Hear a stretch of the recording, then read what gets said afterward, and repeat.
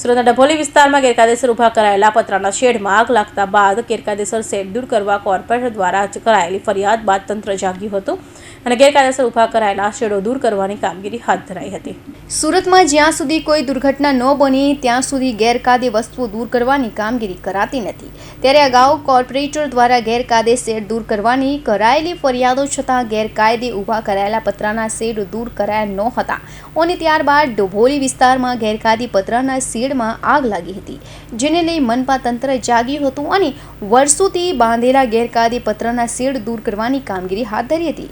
જોકે આગ જેવી ઘટના બાદ જ કેમ્પ મનપા તંત્રે જાગે છે તેને લઈ ભાજપના જ કોર્પોરેટરો સવાલ ઉઠાવ્યા હતા અને મનપાની રહેમ નજરથી જ આ જગ્યા એટલે ગેરકાયદે પતરાના શેડોમાં કોમર્શિયલ એક્ટિવિટી થતી હોવાના આક્ષેપો કર્યા હતા.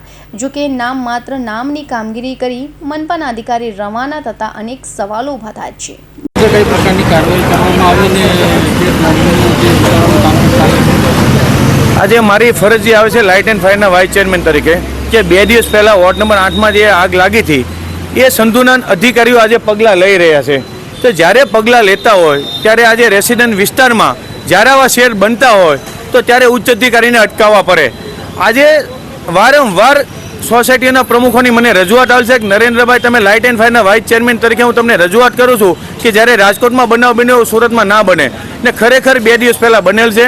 પણ જ્યારે ઉચ્ચ અધિકારીના કામ ચાલુ હોય ત્યારે જો અટકાવી દેતા હોય તો આ વસ્તુ બને નહીં. અને જ્યારે પણ મેં ખુલ્લેઆમ કહું છું હવે કે રેસિડન્ટ ઝોન હોય એમાં મહેરબાની કરીને શેડવાળા છે ઇન્ડસ્ટ્રીયલ ઝોનમાં વ્યા જાઓ ત્યાં શાંતિથી તમે કામ કરો. રેસિડન્ટવાળા શાંતિથી રહી શકે અને તમે પણ શાંતિથીના કામ કરી શકો છો. પણ અધિકારીના ભાગને કારણે પ્રજા અને ધંધાદારી બંને હેરાન થઈ રહ્યા છે તે હું કમિશનરને રજૂઆત કરવાનો છું.